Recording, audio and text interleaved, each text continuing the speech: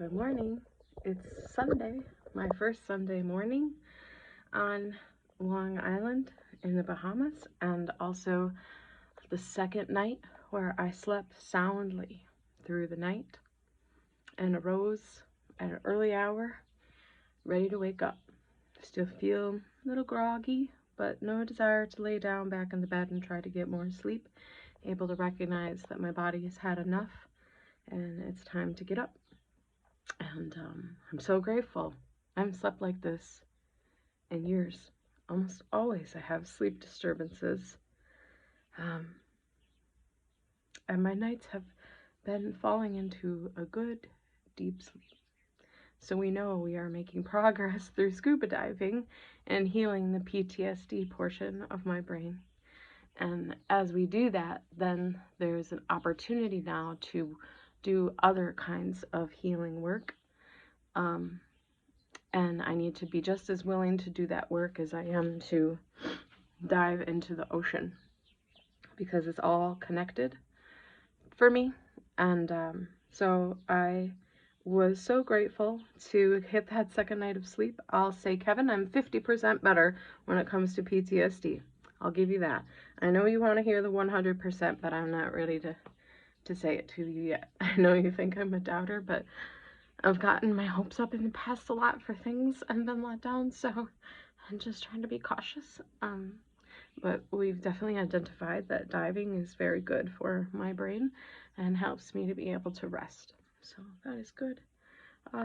Just before waking, I had a dream, and I want to share just a bit of it, because here now we're starting to cross the bridge from, trauma-filled dreams to dreams that get at the heart of what it is to be a human being on this planet. And our dreams can tell us what our feelings are.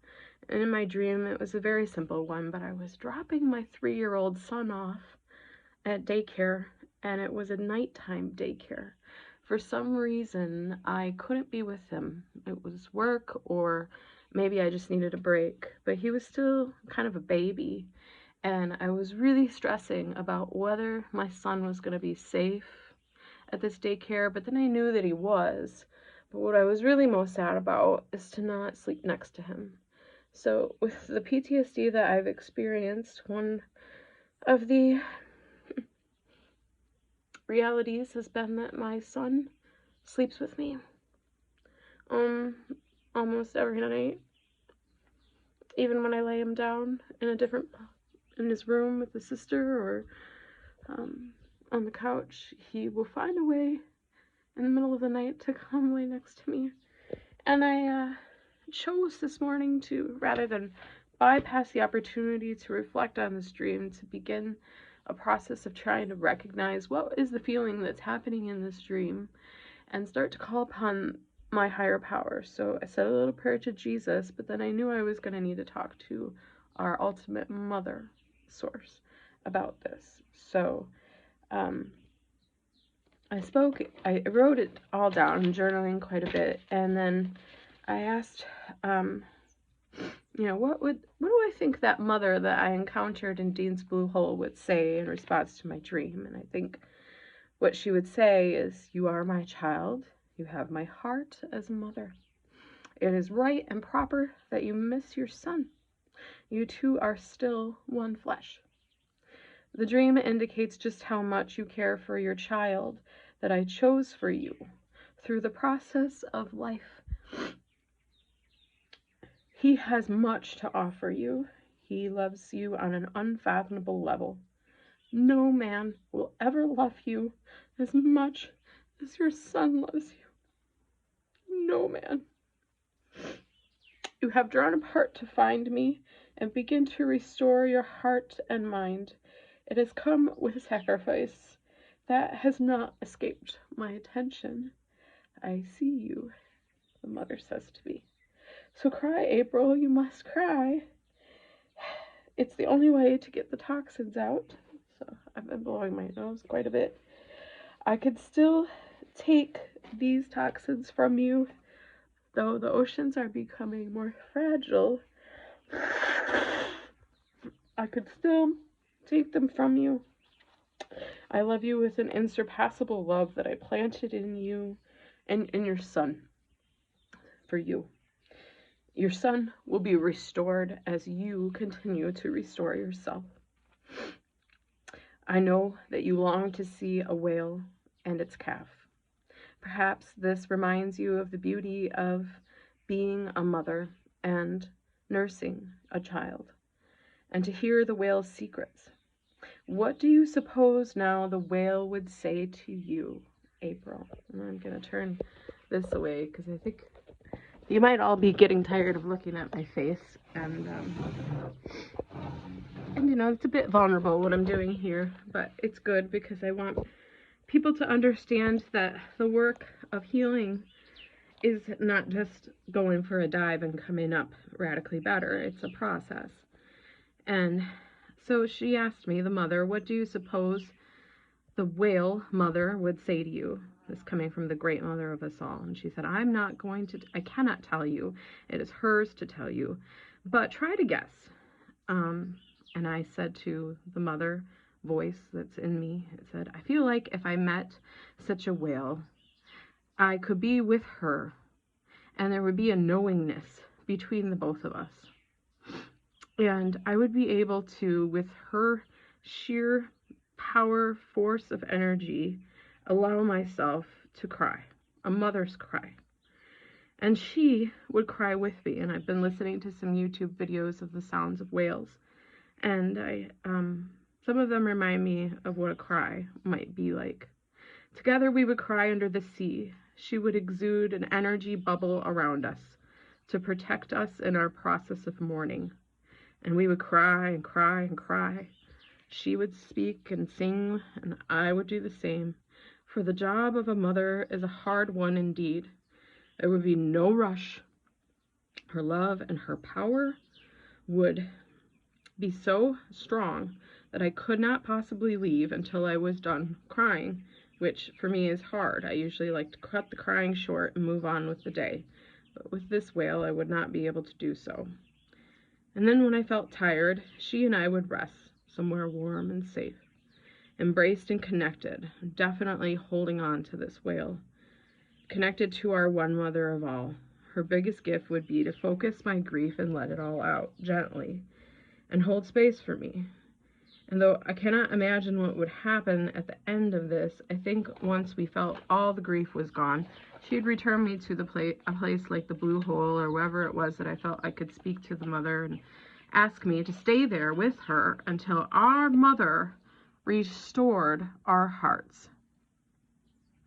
The grief that I feel as a mother feels like only a large animal full of gentleness would be able to support it. The whale's tones are like moans, but more song-like, haunting and soothing, beams of understanding. She cannot do anything but really be with me in my work, and she wants to do it, for she knows the pains of motherhood. She knows grief. She would stay with me for long enough to get it all out, and then return me to our mother and depart to continue her work as a mother, accepting the role with all its pain and longing, all of its sacrifice, and all of its joy and mystery.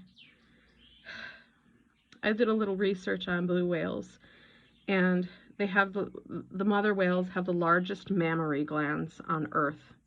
I breastfed both of my children, Chloe and Gavin, Chloe till she was 3.5 and my son till he was 1. The milk that a blue whale produces is rich in fats, and she can produce up to 200 liters a day to help her calf grow quickly. During this process, she has to starve herself. She can't go to the surface to eat. She needs to stay by her calf. So she makes a tremendous sacrifice to position herself with her whale and keep that calf growing. They are champion mothers who dedicate years to their young, enormous time and energy. Certain whales allow other mothers to whale sit for them. And I thought that was beautiful because I've been really blessed with people in my life who have been willing to play a role in my kids' lives. These whales would stay, these whale mothers will stay with their young until they reach sexual maturity and then let them go. And as they travel through the oceans together, the whale and the calf, she has to exude a tremendous amount of energy to pull this little calf around in the water with her. And so all of it is a great big sacrifice, right? You're giving up a lot of yourself for your children. And certainly being this far away from my kids for 2 weeks is the longest I will have been apart from them in my entire life. And so it is right that I should miss them and it would come up in my dreams. I'd love to see a whale, but even if it's only ever a dream, I feel I can still connect with the whale via the sounds that are recorded and just my own intuitive imagination about what a whale might speak and say.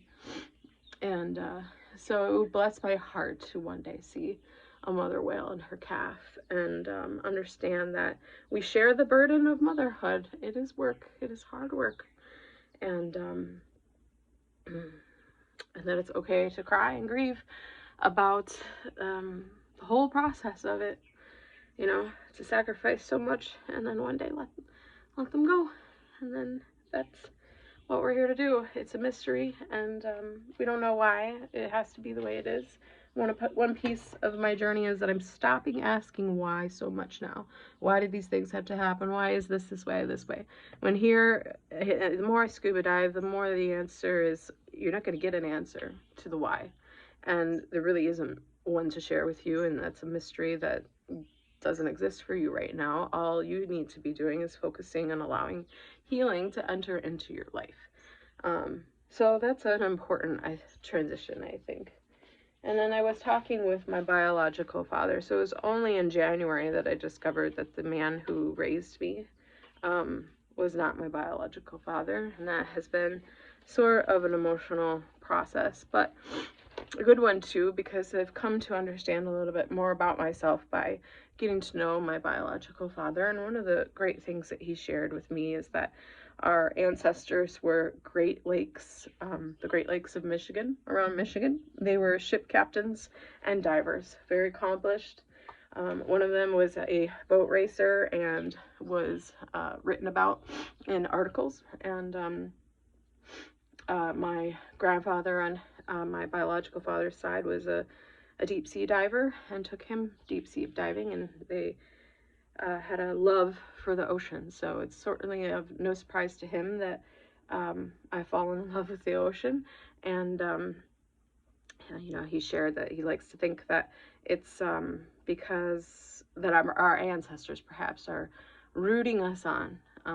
So I don't know, that gave me some nice perspective. Not that I think that a person needs to have ancestors who did great things with diving to get, you know, everything out of the ocean, but what it substantiates for me is, you know, a little bit of why that draw is there and the healing power of the ocean for a piece of my genetic line.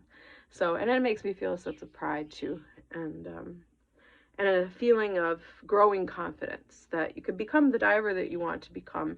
It may take you longer, but you can become the diver that you want to become and get all of the experience out of that you would like. So with almost 14 minutes on the clock, I will end this for today. We are going to go diving this morning, and I look forward to the reflection afterwards. And thanks to everyone who is watching and encouraging me along the way and seeing good things in me and letting me know. I appreciate it so much. All right, have a wonderful Sunday.